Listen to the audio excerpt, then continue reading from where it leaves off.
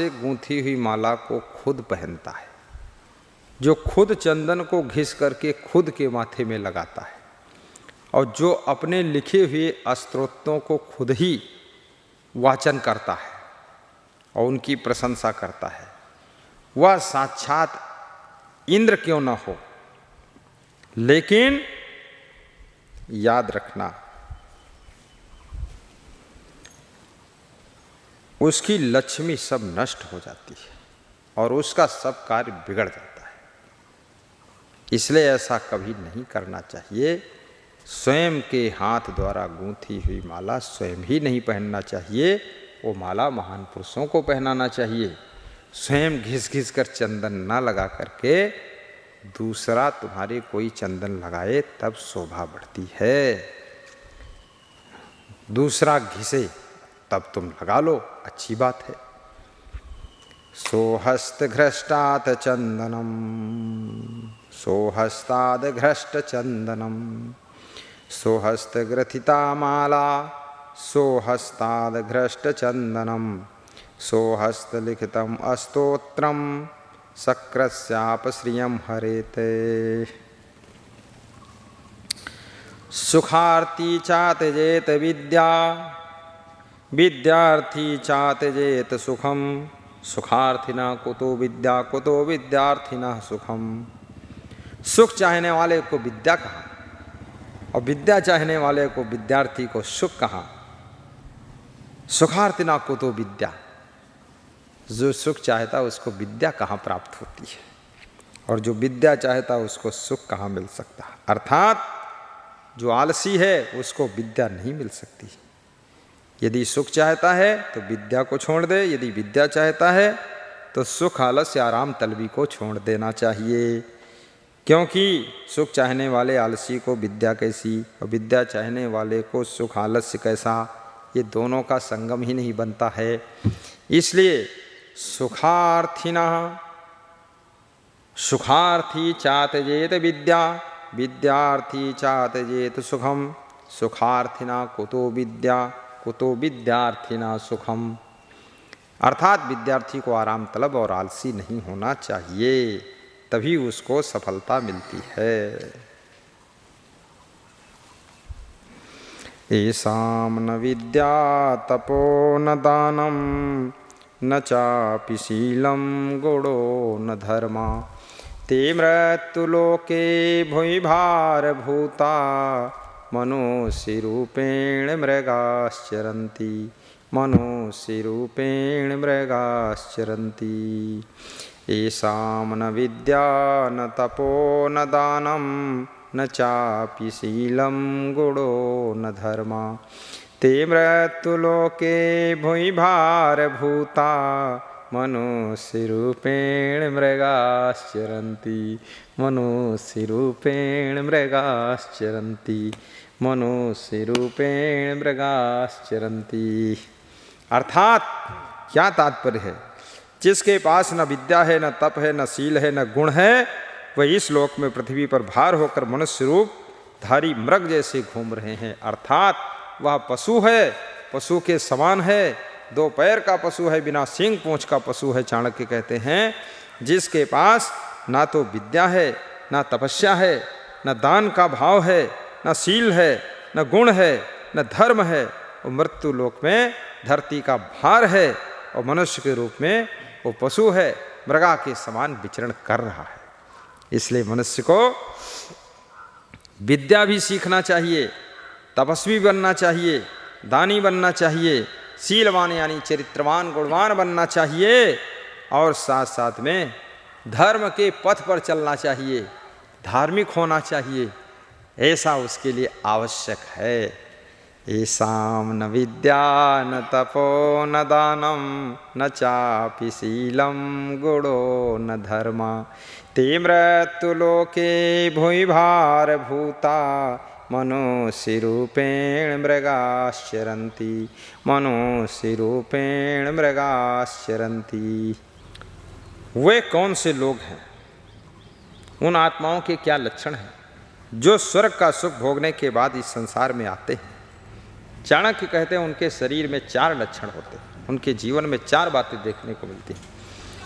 स्वर्ग स्थितेनाम इह जीवलोके चत्वारि चिह्नानि बसन्ति देहे दाने प्रसंगो मधुरा च वाणी देवार्चनं ब्राह्मणतर्पणश्च। स्वर्गे स्थितानामिह जीवलोके चत्वारि चिह्नानि बसन्ति देहे दाने प्रसंगो मधुरा च वाणी देवार्चनं ब्राह्मणतर्पणश्च। देवार्चनं ब्राह्मणतर्पणश्च। 4 लक्षण जिसके शरीर में होते हैं वो समझ लो स्वर्ग का सुख भोग करके वो आत्मा आई हुई। नंबर 1 दान प्रसंग, वो दानी होगा, दान करता होगा, दान करने में उसको रुचि होगी, दान करने में आनंद आता होगा। नंबर 2 मधुराचा वाणी, उसकी वाणी बहुत मीठी होगी, मिष्ट होगी, सुमिष्ट होगी और ऐसा बोलेगा लगेगा कि अमृत वाणी ही है।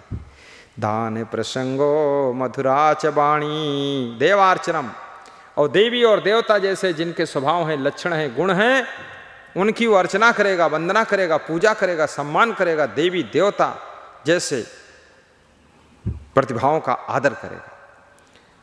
ब्राह्मण तर्पणश्चे, और जिसमें जीतेंद्रिया धर्म परा स्वाध्याय निरता सुचि काम क्रोधो बसो ये सितम देवा ब्राह्मणम विदु, जो जीतेंद्रिय है, धर्म प्राण है, स्वाध्याय में रत है, अंदर बाहर से पवित्र है, और जीतेंद्रिया धर्म परा स्वाध्याय निरता सदा सुचि, काम क्रोध विनिर्मुक्ता, और जो काम क्रोध को जीत चुका है उसे ब्राह्मण कहते हैं।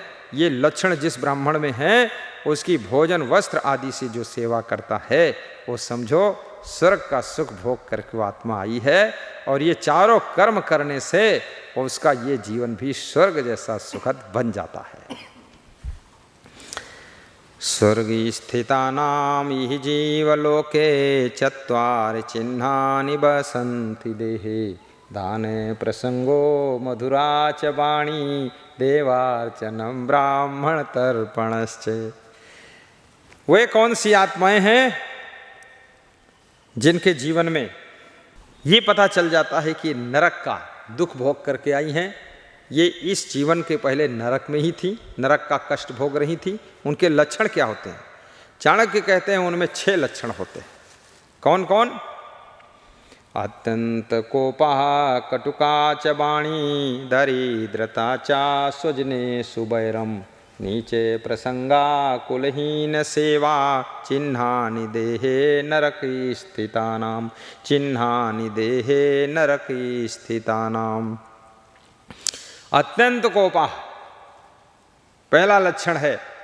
नरक भोग करके जो आत्माएं इस धरती पर आई हुई है शरीर धारण करके, उनकी पहली पहचान है वे अत्यंत क्रोधी होंगे, खाम खा क्रोध करेंगे, बिना जरूरत के गुस्सा में ही रहेंगे, छोटी छोटी बात में बहुत नाराज हो जाएंगे, सदा के लिए दुश्मनी मान लेंगे।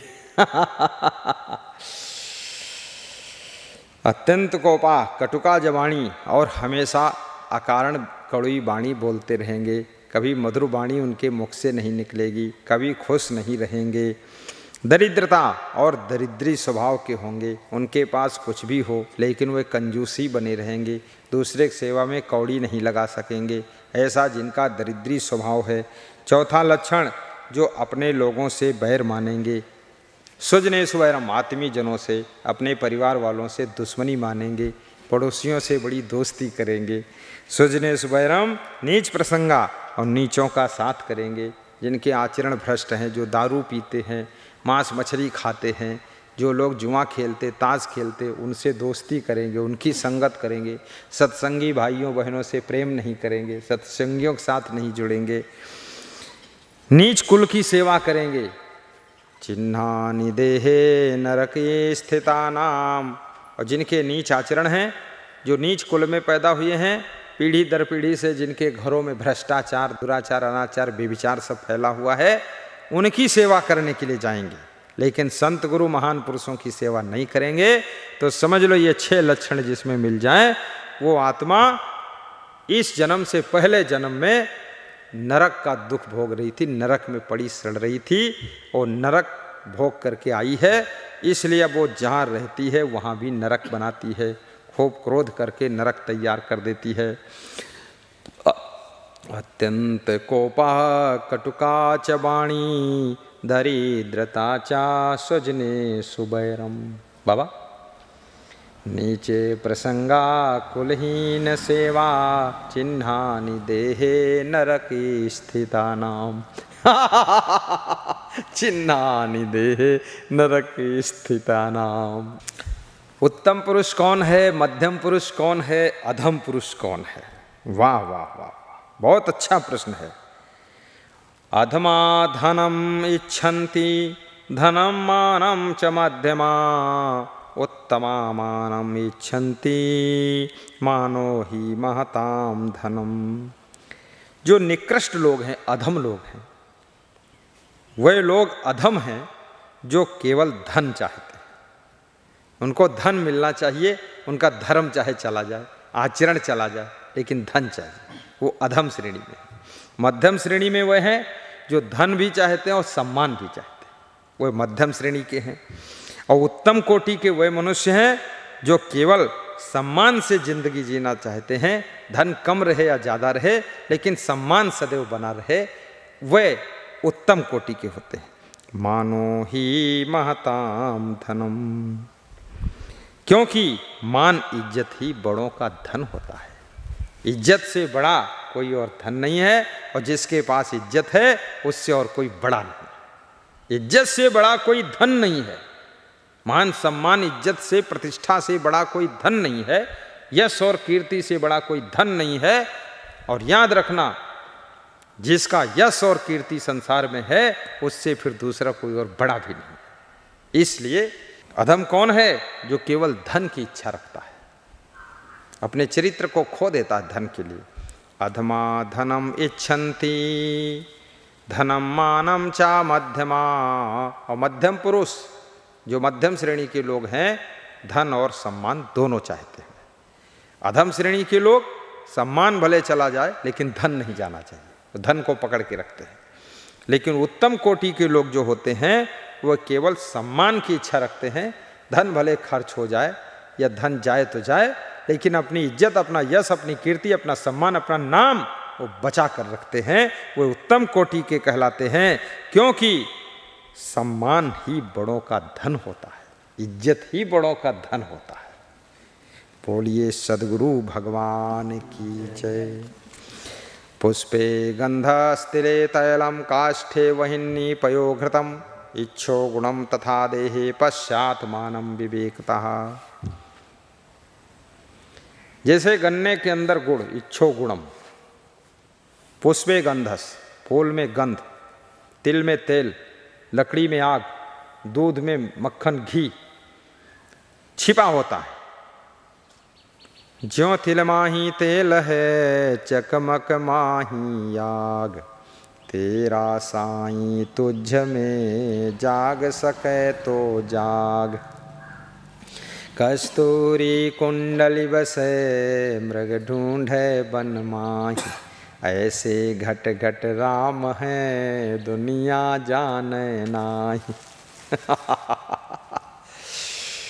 आत्म ज्ञान बिना नर भटकें, कोई मथुरा कोई काशी, मुहि सुन सुन आवे हासी, पानी में मीन पियासी, मुहि सुन सुन आवे हासी। आत्म ज्ञान बिना नर भटकें, कोई मथुरा कोई काशी, जल बिच कमल कमल बिच कलियां, तापर भंवर निवासी। ओ सो तेरे घट माही विराजय, परम पुरुष अविनाशी, पानी में मीन पियासी, मोहि सुन सुन आवत हासी, मोहि सुन सुन आवत हासी, पानी में मीन पियासी, मोहि सुन सुन आवत हासी।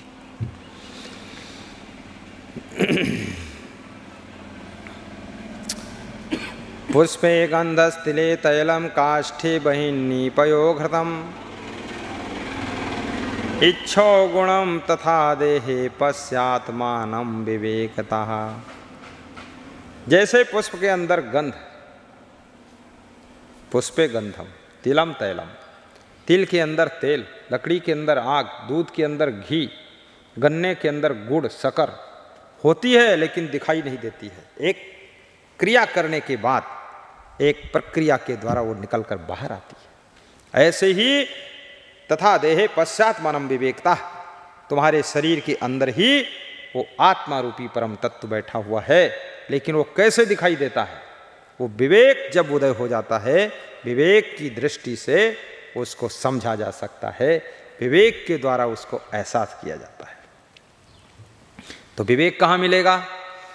बिनु सतसंग विवेक न होई, अब बिनु विवेक सुखी नहीं कोई, बिनु विवेक सुखी नहीं कोई, और बिनु सतसंग विवेक न होई, सतसंगत महिमा नहीं गोई। वाल्मीकि नारद घट योनी, निज निज मुखन कही निज होनी, सोई भरोस मोरे मन आवा, को न सुसंग बड़ापन पावा, बिनु सतसंग विवेक न होई, बिनु विवेक सुखी नहीं कोई। विवेक, बिनु विवेक कोई ना सुखी, बिना किए संतोष, सबको देखो हाल यह पढ़े अपढ़ मन कोश। बुद्धिर्यस्य बलम तस्य निर्बुद्धेश्च कुतो बलम, बने सिंहो मदोन्मत्तो जम्बुकेन निपातितः। जो बुद्धिमान है वही बली है, बुद्धिहीन को बल कहाँ? जैसे सबसे बड़ा सिंह मतवाला होने के कारण गीदड़ से मारा जाता है, गीदड़ उसको मार देता है, सिंह को कुयम गिरा देता है जाकर के। इसलिए बुद्धिमान ही बलवान है। यस्य बुद्धिस्य तस्य बलम, जिसके बुद्धि है उसी के पास समझो बल है। मनुष्य के पास बुद्धि है इसलिए सिंह को भी कटघरे में बंद कर लेता है, चिड़ियों को पिंजड़े में बंद कर लेता है, शेर को भी मार देता है, हाथी को भी पकड़ लेता है, उसकी पीठ पर सवारी करता है, गधे से भी काम लेता है, घोड़े पर भी सवारी करता है, गाय से दूध निकाल लेता है, भैंस का दूध निकाल कर बेच लेता है, बकरी का दूध भी ले लेता है, फिर बकरी को भी खा जाता है। ये मनुष्य के पास बुद्धि है, ये बुद्धि से सबको कंट्रोल कर लेता है। लेकिन ये मनुष्य के पास विवेक नहीं है, इसलिए खुद को कंट्रोल नहीं कर पाता है।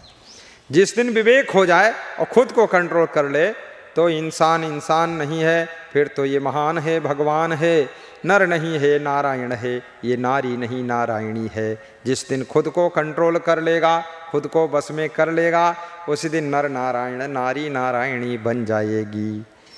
मुझ में तुझ में बस फर्क यही, मैं नर हूँ तू नारायण है। गाओ बाबा। मुझ में तुझ में